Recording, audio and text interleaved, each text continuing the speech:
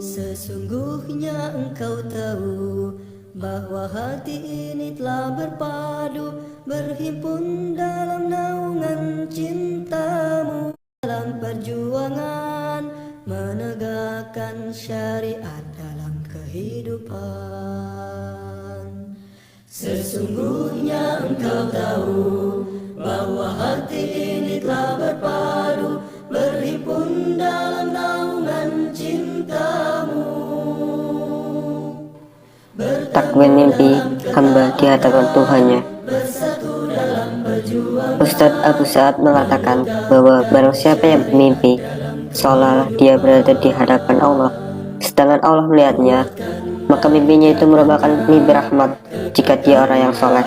Jika bukan orang yang soleh, dia mesti waspada, karena Allah berfirman, yaitu hari ketika manusia berdiri di hadapan Tuhan semesta alam.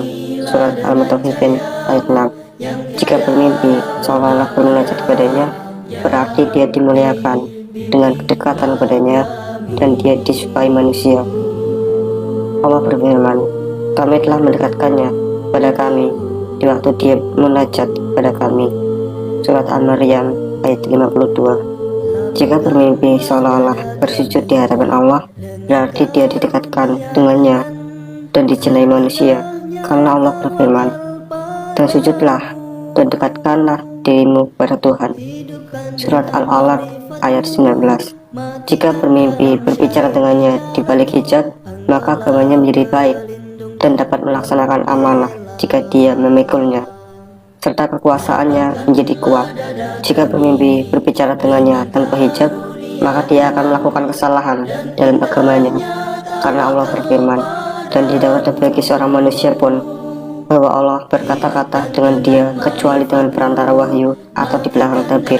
Surat Asy-Syura ayat 51. Jika dia melihatnya dengan hati secara ta'zir dan seolah-olah Allah menghampirinya, memuliakannya, mengampuninya atau menghisapnya, dan memberikan kabar gembira tanpa kehadiran sifatnya secara khusus, maka dia akan menemuinya seperti itu pula pada hari kiamat.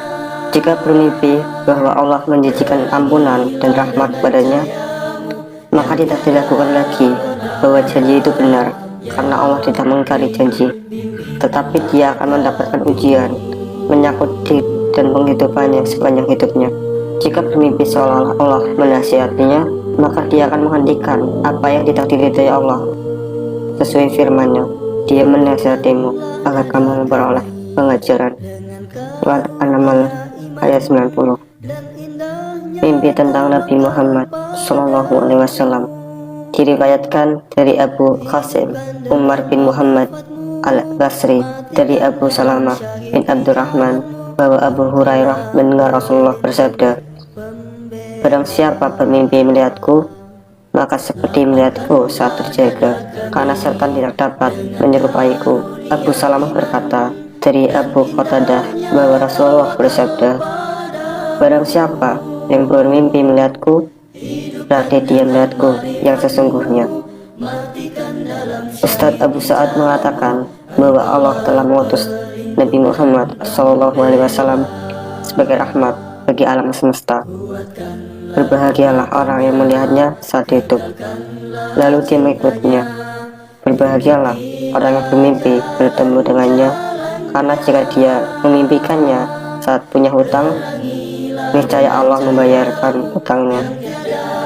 Jika dia melihatnya saat sakit, dia akan menyembuhkannya.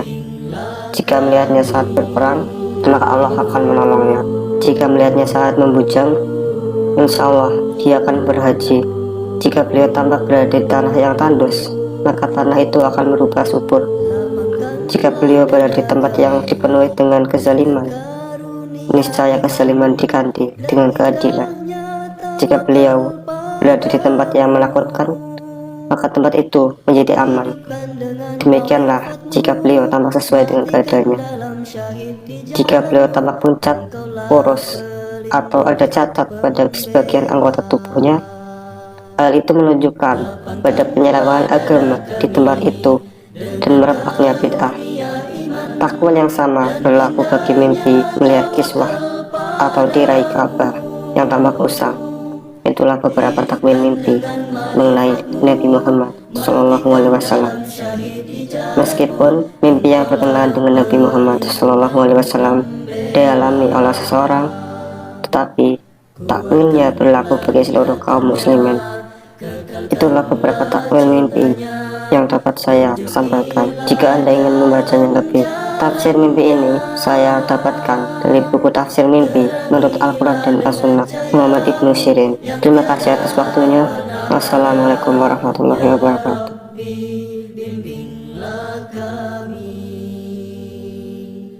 ya Rabbi, bimbinglah kami,